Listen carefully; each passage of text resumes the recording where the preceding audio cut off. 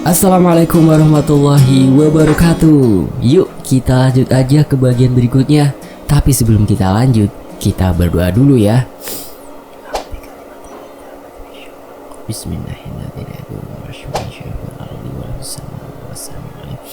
Allahumma sholli ala sayyidina Muhammad sallallahu alaihi wasallam. Oke teman-teman, ini dia kelanjutannya.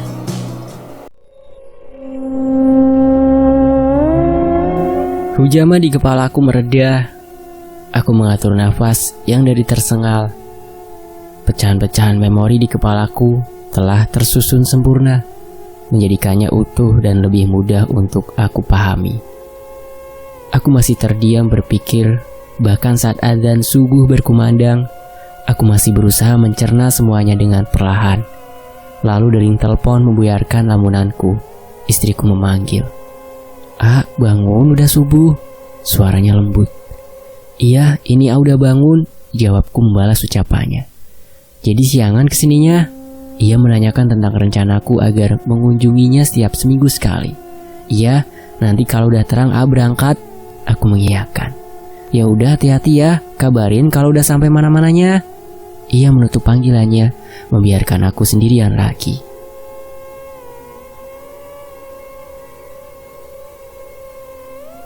Kurebahkan tubuhku dan meyakini bahwa aku tak mampu lagi mengikuti atas apapun yang akan terjadi setelah ini. Baru saja aku bangun dan berdiri untuk menunaikan sembahyangku. Kepalaku kembali sakit dengan tiba-tiba. Mirip seperti sesuatu menghantam dengan keras tepat di ubun-ubun.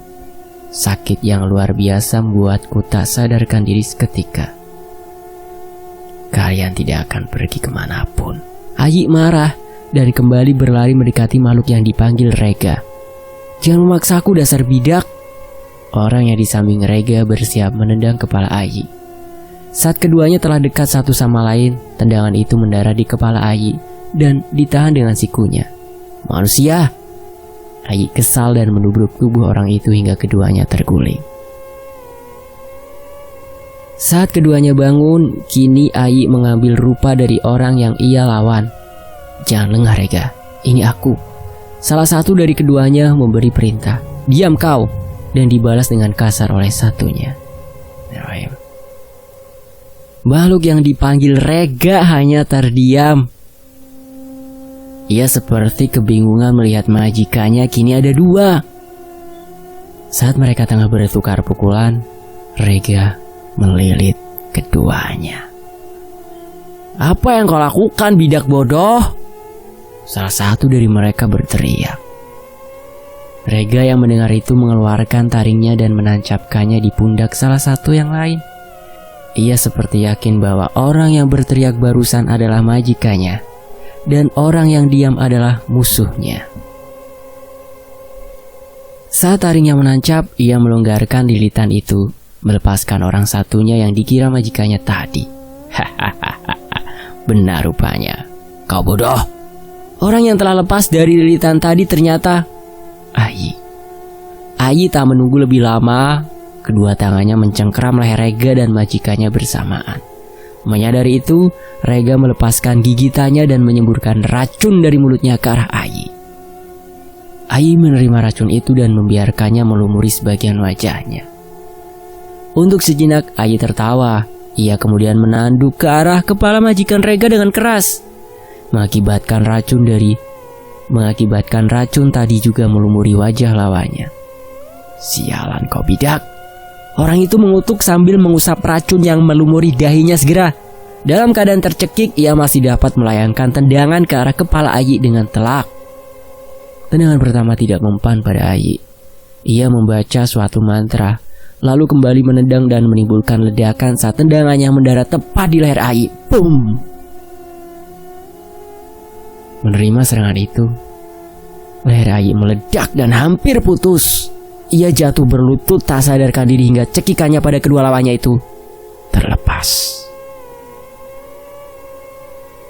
Kesempatan itu tak disia-siakan. Rega segera menjilati luka majikannya. Beberapa saat kemudian air liurnya dapat memulihkan luka seperti tak pernah terjadi. Ayi berdiri. Lukanya berubah aneh. Seperti ada kulit tebal berwarna hitam dan bersisik. Kulit itu seperti hidup. Ia menggeliat dan menutupi seluruh luka tadi. Setelah lukanya tertutup sempurna, kulit tadi menegang seperti jaring yang ditarik, lalu mengeras serta beberapa duri mencuat dari sana. Ayi melemaskan lehernya yang baru saja pulih. Hahaha, ayo akhiri ini manusia. Ayi mulai kehilangan kesabarannya. Ia menunjukkan senyuman yang khas, senyuman mengerikan yang melintang dari kedua ujung telinganya. Makhluk rendahan sepertimu ingin melawanku? Jangan banyak berharap, bidak. Orang itu maju dengan cepat mengepal tinju yang mulai berasap dan perlahan percikan api muncul dari sana. Rendahan? Ayi menerimanya. Ia juga mengepalkan tinjunya. Keduanya beradu tinju dengan kuat. Hanya sesaat orang itu melihat sebuah tanduk yang muncul, kemudian hilang dalam sekejap melingkar ke belakang dari dahi sebelah kiri Ayi. Ia melepas tenaga yang ada di tangannya dan melompat mundur. Panggil aku rendah lagi manusia. Ayi kehilangan ketenangannya. Ia melompat dengan buas ke arah orang itu. Cek, cek, cek. Aku sial kali ini. Orang itu menghindari Ayi dan urung melanjutkan pertempurannya. Ayi yang melihat gelagat itu tak ingin melepaskannya pergi.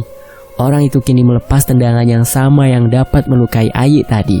Terlihat dari wajahnya, ini adalah tendangan terakhir yang ia lakukan dengan mengerahkan seluruh tenaganya. Boom! Ayi menahan serangan itu dengan lengan yang dikatup menutupi wajahnya sambil melompat mundur. Lagi-lagi ledakannya dapat melukai Ayi. Ingat namaku, bidak. Aku Wijaya, orang yang suatu saat akan mengikat lehermu. Orang itu pergi dengan cepat. Ia berlari bersama Rega mundur dari hadapan Ayi. Sekali lagi, Ayi hanya tersenyum. Luka di kedua lengannya juga sudah sembuh seperti lehernya. Entah apa yang Ayi pikirkan. Ia segera memudarkan samarannya dan kembali pada wujud sebelumnya. Wujud yang menyerupai wajahku sebelum ia berubah menjadi asap hitam dan tersapu angin malam. Dan aku pun membuka mataku, bangun, lalu duduk tepat di pintu kamar. Ku pegang kepalaku yang terasa sedikit hangat, memijatnya sebentar. Ada rasa enggan untukku diperlakukan seperti ini lagi. Rasa sakit dari berbagai indera dengan Ayi sungguh mengesalkan. Aku meneruskan apa yang seharusnya aku lakukan dari tadi. Ku selesaikan sembahyang wajibku dan mandi, lalu sarapan ala kadarnya. Terlalu banyak hal yang ingin ku ketahui. Aku berencana untuk mengunjungi Taehyun sebelum berangkat nanti. Matahari mulai meninggi, meninggalkan dinginnya subuh dan bekas embun yang telah menguap pergi. Aku telah bersiap. Kulajukan motorku menuju rumah Taehyun terlebih dahulu. Jaraknya hanya sekitar 20 menit dari kontrakanku. Tentu saja bisa lebih cepat jika memacu lebih kencang. Sayang, macet pagi ini membuatnya lebih lambat dari yang kuperkirakan. Setelah lebih dari setengah jam, aku akhirnya sampai di blok di mana Taehyun tinggal. Tinggal belok sedikit, aku sampai. Sialnya, aku kurang konsentrasi. Belokan itu malah terlewat beberapa ratus meter ke depan. Dengan kesal, karena diriku sendiri, aku memutar arah. Kutujukan mataku pada belokan itu.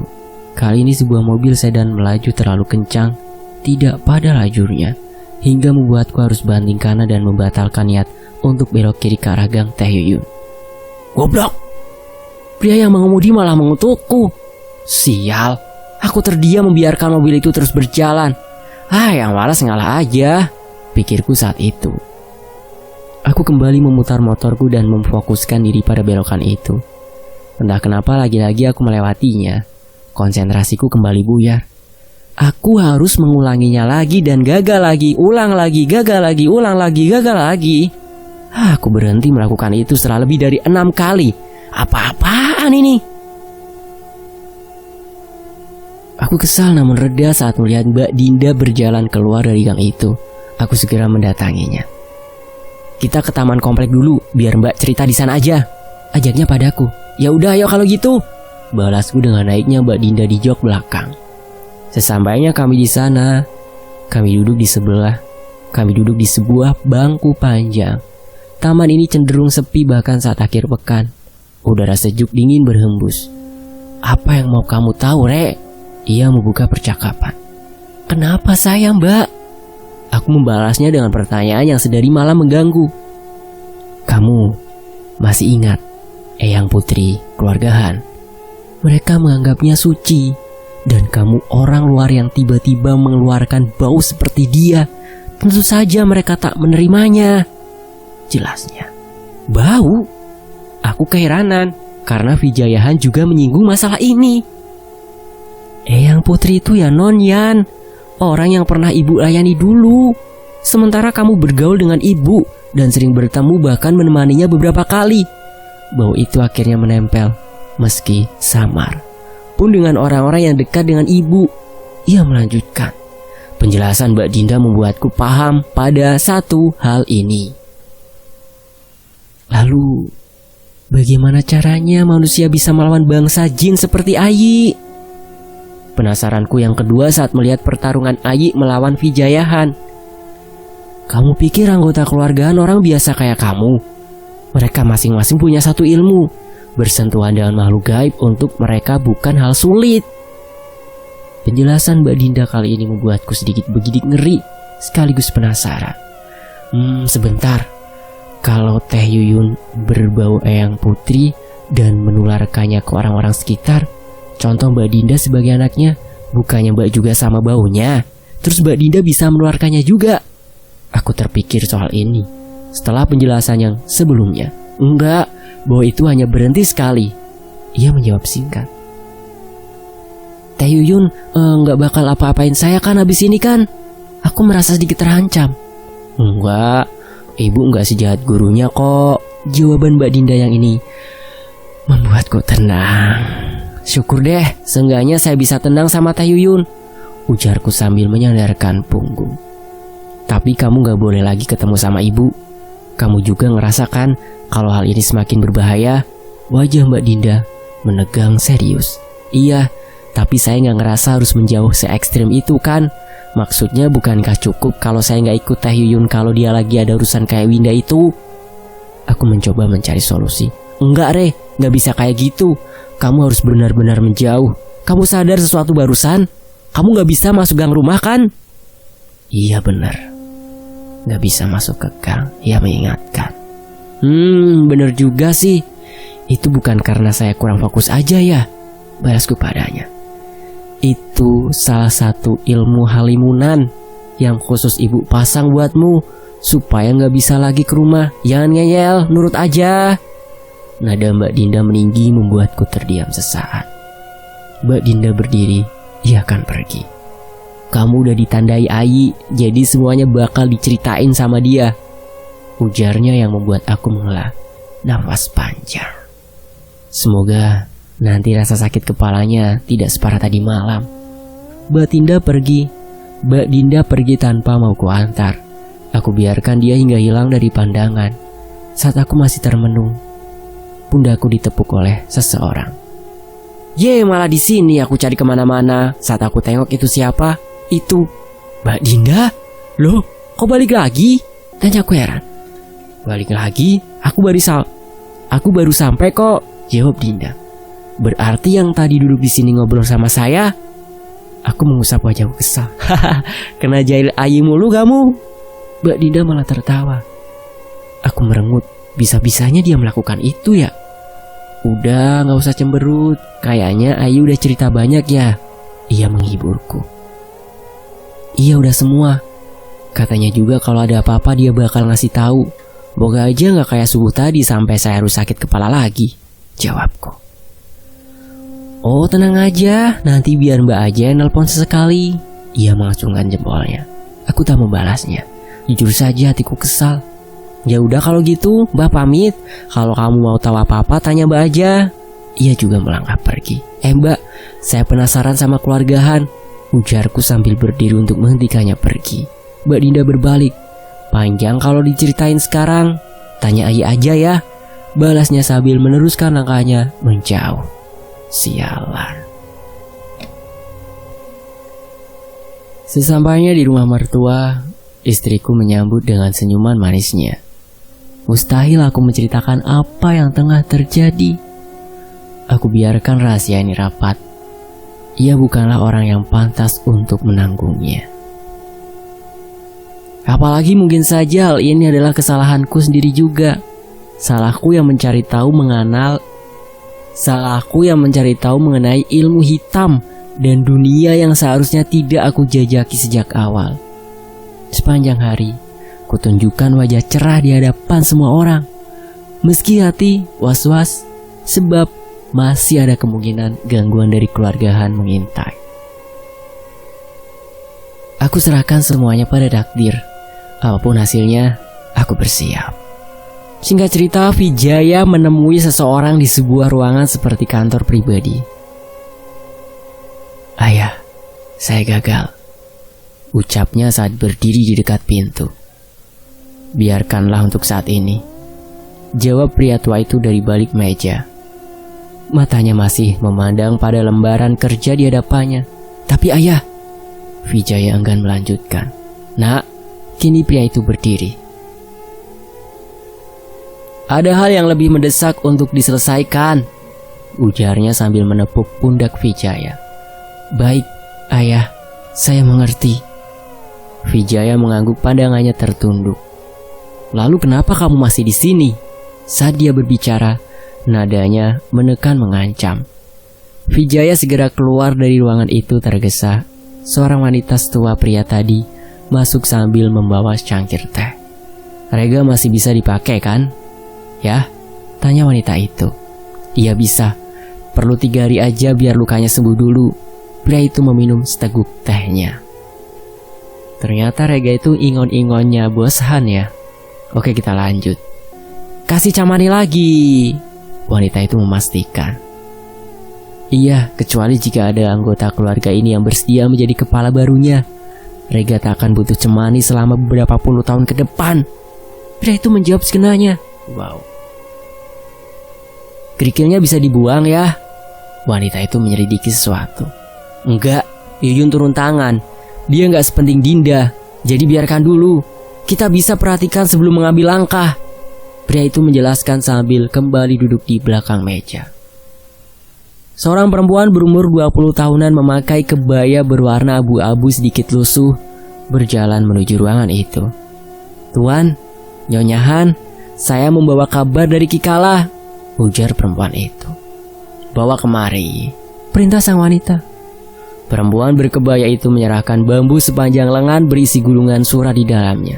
"Yah, lihat ini." Wanita itu memberikan surat pada sang pria. Menerima surat itu, ia tertegun berpikir sebentar. "Ratih, panggil Kara.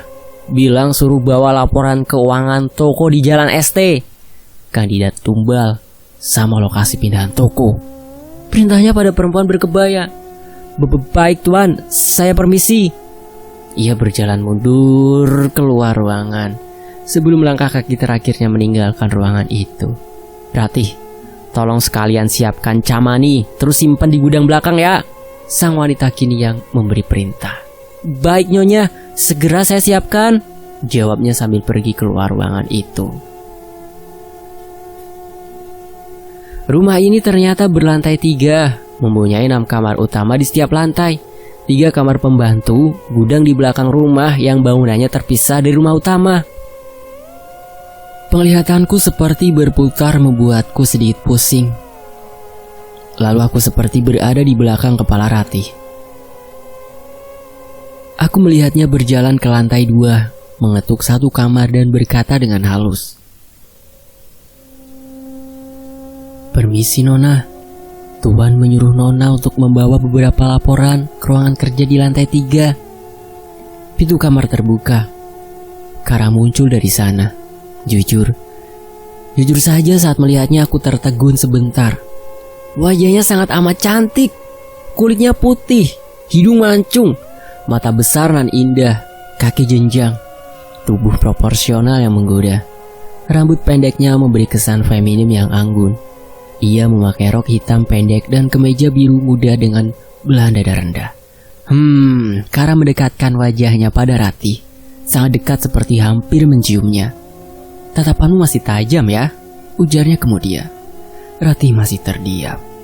Ia menunggu jawaban yang dibutuhkan sepertinya.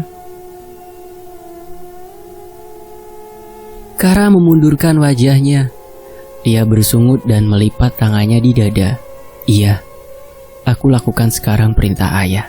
Kamu boleh pergi. Jawaban yang ditunggu Rati akhirnya ia katakan. Baik, saya permisi Nona. Rati segera berbalik meninggalkan kamar Kara. Suara pintu tertutup di belakangnya terdengar. Rati berjalan menuruni tangga.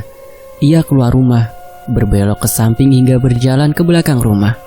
Terlihat seperti kandang besi berukuran 3 kali 5 meter di sana.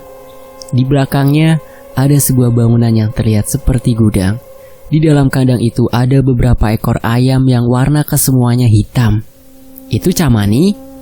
Sebelum Rati membuka kandang dan mengambil seekor ayam Camani, ia terdiam sebentar. Lalu pandanganku menjauh. Aku hanya dapat melihatnya dari beberapa meter. Rati mengambil seekor ayam, berjalan ke gudang, membuka pintunya dan terakhir melemparkan ayam itu ke dalam. Setelah selesai, ia berbalik dan berjalan seperti menghampiriku. Ia lagi-lagi diam. Aku dapat melihat wajahnya dengan jelas kini. Kara benar, tatapan Rati tajam. Ia membuat kesan dingin dan acuh. Dan kemudian aku pun terbangun dengan keringat yang membanjiri tubuhku seperti malam kemarin. Mimpi itu jelas dari Ayi. Ia seperti memperlihatkan sedikit mengenai keluargaan. Ya, jam menunjuk pukul 3 pagi. Aku terduduk dan mengingat-ingat mimpi tadi. Di jendela samping kamar, aku dapat melihat siluet seseorang berdiri di sana. Aku memberanikan diri untuk melihat siapa itu. Saat tirai terbuka, aku melihat diriku sedang berdiri di sana. Perasaan ini seperti melihat cermin. Itu Ayi. Dia hanya berdiam diri di sana, tidak berkata apapun atau tersenyum. Lalu setelah mata kami bertatapan selama beberapa saat, ia melangkah pergi, menjauh hingga gelap nelanya hilang. Aku kembali ke ranjang samping istriku, menatap wajahnya dalam-dalam. Aku ingat dengan jelas kata-kata dari pria tuahan yang membiarkanku hidup, membuat sedikit melegakan dadaku. Aku bersyukur untuk sementara waktu, aku aman. Suara gonggongan anjing terdengar bersaut-sautan. Segerombolan anjing hitam berjumlah 13 ekor berlari memasuki kediaman Han. Mata mereka menyala hijau. Di belakangnya ada Dinda yang memakai pakaian pangsi serba hitam. Ia mengiringi Geni. "Keluar kau Wijaya!" Dinda berteriak lantang di depan pintu masuk. Sementara di sekitarnya beberapa orang dengan pakaian satpam telah ambruk tak sadarkan diri. Pak Tuahan menengok dari balik jendela lantai 3, lalu memberi isyarat pada Rati yang ada di lantai bawah saat mata mereka bertemu. Rati segera menghampiri Dinda. Ia menyilangkan tangannya ke belakang sebentar, mengambil dua bilah kujang berwarna putih dengan gagang hitam. Sambil terus berjalan mendekati Dinda, "Kamu membuat onar di waktu yang salah, Nona muda," ujarnya saat jarak mereka kian dekat. "Karena," Dinda berteriak saat melihat Rati memasang kuda-kuda.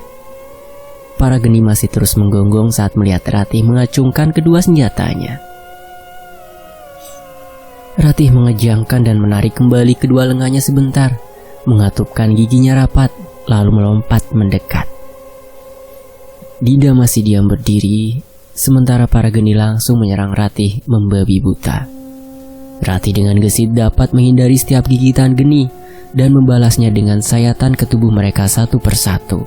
Seperti menari, Rati menargetkan area jantung ataupun leher para Geni yang menyerangnya satu persatu. Setiap ia berhasil membunuh satu Geni yang ia bunuh berubah menjadi asap hitam. Lalu sebagai gantinya muncul satu lagi. Karena hal itu, jumlah para Geni tidak berkurang ataupun bertambah. Dinda yang melihat Rati sibuk mengurusi para Geni meninggalkan lokasi itu. Ia masuk ke dalam rumah keluarga Han lewat pintu depan. Saat pintu besar itu dibuka, Kara telah menunggunya. "Mari bermain, sayang." Kara meniup suatu serbuk berwarna merah muda dari tangannya. Serbuk itu menyebar ke seluruh ruangan dan menghalangi pandangan Dinda. Saat terhirup, Dinda merasakan kepalanya seperti berputar. Saat keadaan Dinda yang masih berusaha menyeimbangkan tubuhnya, Kara menggores leher Dinda dengan kukunya yang tajam. Meski dangkal, darah menetes dari luka itu. "Jalang, kemari dan bertarung!" Dinda berteriak sambil memukul ke sana kemari. "Au manisnya, bukan tidak ingin. Aku tidak bisa bertindak kasar seperti pelayan di luar sana." Suara Kara seperti menggema, membuat Dinda kesulitan mencari targetnya berada. Berkali-kali Dinda mencoba menghindari setiap cakaran Kara, namun selalu gagal. Perlahan baju yang ia pakai mulai terkoyak di sana-sini. Kara menyerang dari berbagai sudut. Kadang ia menargetkan leher atau perut, kadang juga lengan atau pipi, sesekali paha dan punggung. Kecepatan serangannya konstan dan membuat Dinda kewalahan. "Hahaha, ayo cantik, jangan menyerah." Lagi-lagi Kara mengejeknya. Kini Dinda berlutut sambil melindungi bagian vitalnya dari serangan Kara. Sementara serangan Kara masih terus berlanjut dan saling terhubung. Luka yang ditimbulkannya memang dangkal, tapi serangannya terus-menerus ia lakukan tanpa putus dengan tempo yang sama, membuatnya harus mencari celah dengan resiko yang berbahaya. Semakin terkena serangan, Dinda semakin paham tempo Kara. Saat temponya mengendur, Dinda bersiap melawan balik. Ia tahu serangan ini akan lebih kuat. Benar saja, jari-jari Kara menusuk ke dalam perut sebelah kiri Dinda. Dinda yang terkena serangan itu segera menangkap lengan Kara. Inilah kesempatan yang ia cari. "Giliranku, Jalang."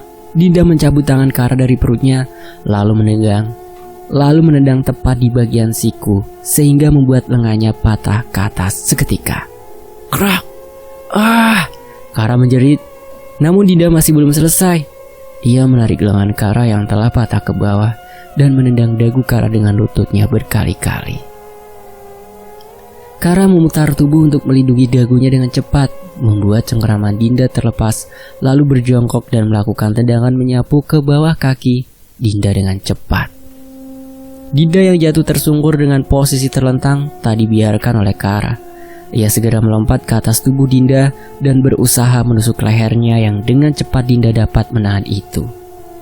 Dinda segera memutar kakinya ke samping, meletakkannya tepat di perut Kara. Lalu ia menendang Kara hingga jatuh ke sampingnya. Tak menunggu waktu lama, tinju Dinda terpukul tepat mengarahkan ke leher Kara. Kara menghindar dengan berguling lalu melompat berdiri untuk menendang kepala Dinda yang masih berjongkok.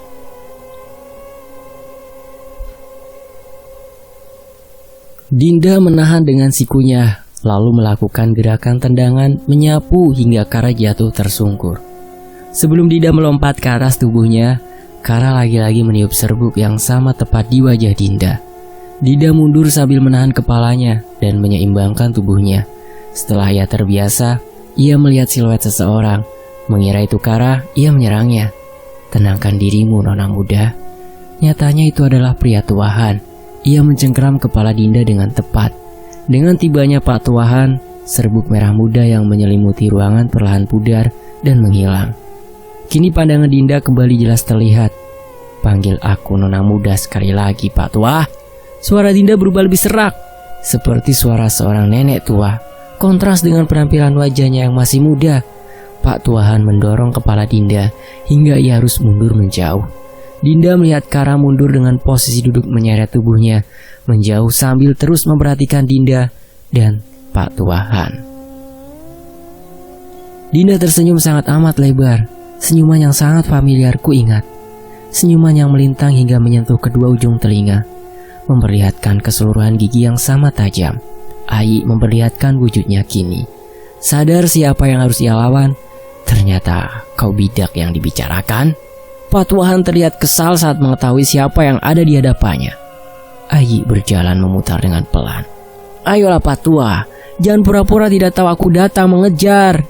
Ia berhenti berjalan dan memasang kuda-kuda. Tangan kanannya terlentang ke depan, tangan kirinya ke belakang. Gerakan menghunus lengan. Ia meniru gerakan Kara. "Tidak hari ini. Aku yakin majikanmu juga tahu." Pak Tuahan berbicara tenang. "Jangan jadi pengecut." Ai melompat cepat dan dalam sekali langkah ia tiba di depan Pak Tuahan. Ayi menghunuskan jarinya yang kini kuku tajam seperti kara ke arah leher Pak Tuahan. Pak Tuahan mengelak lehernya sedikit, lalu membalas memukul perut Ayi dengan keras. Sebelum ia menarik kembali pukulannya, rasa panas menjalar ke seluruh tubuh Ayi. Lalu, boom! Ledakan terjadi tepat di perut Ayi hingga berlubang. Ayi jatuh berlutut dan disambut dengan tendangan dengan ledakan yang sama tepat di kepalanya. Ayi terlempar agak jauh, tubuhnya terkoyak tak karuan. Sebelah kepalanya juga habis meledak. Ayi perlahan berdiri. Luka-luka yang ia terima dari Pak Tuahan mulai tertutup dengan jaringan hitam yang bergerak. Setelah duri-duri kecil keluar dari sana, maka lengkaplah pemulihan Ayi.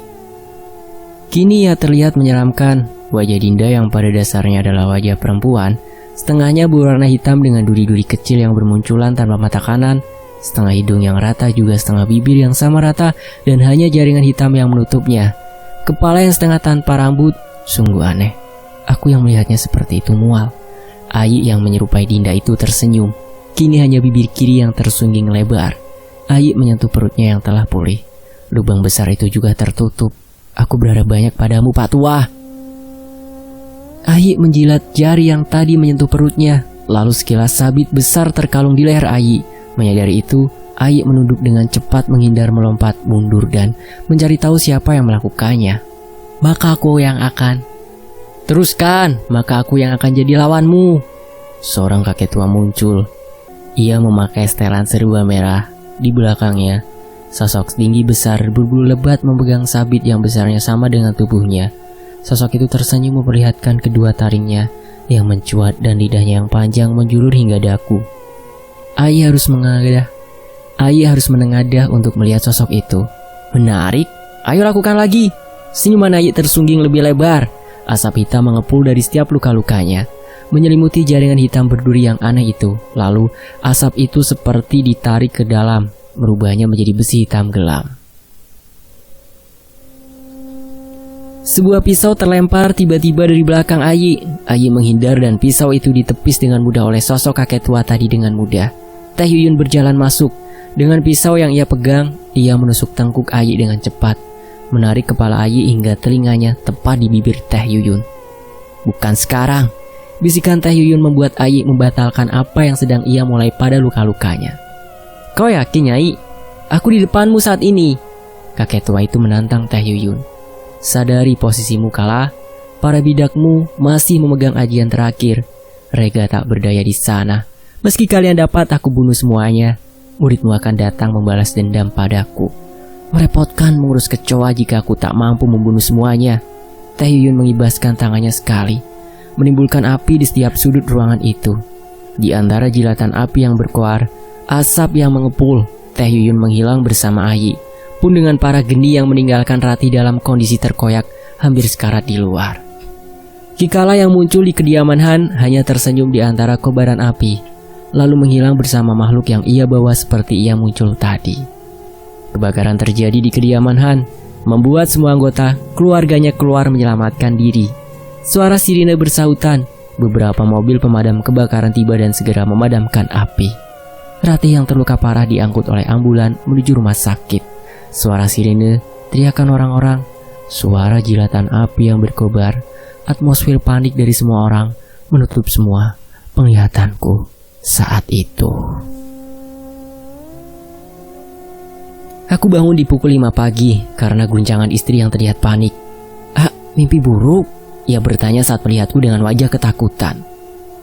Mimpi sangat amat buruk yang pernah alami ini. Matahari meninggi, aku bersiap untuk berangkat kerja seperti biasa. Shiftku dimulai lebih siang, jam 7 lebih aku baru selesai bersiap.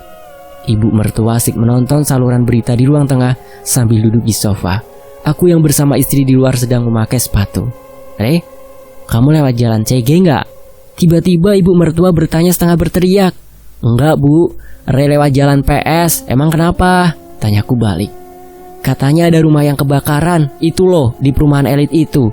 Kalau lewat situ khawatirnya ibu masih banyak mobil polisi atau segala macem, jadi bakal macet, jelasnya. Oh enggak bu, aman jalur yang Re ambil mah. Aku menenangkannya. Hati-hati ya, istriku mengingatkan sambil mencium tanganku. Iya, tenang aja. Kabari nanti. Aku mencium keningnya dan perutnya yang semakin besar. Bu, Re pamit. Aku mencium tangan ibu mertua. Iya, hati-hati. Bahasnya singkat. Rupanya fokusnya masih di berita yang ia tonton. Aku berlalu, melaju motor dengan santai. Semakin jauh, kulihat istriku melambaikan tangannya hingga aku hilang di kejauhan. Sebuah pertanyaan muncul di benakku tentang apa yang terjadi semalam. Tak mungkin Teh Yuyun bertindak gegabah seperti itu. Apa yang sebenarnya terjadi?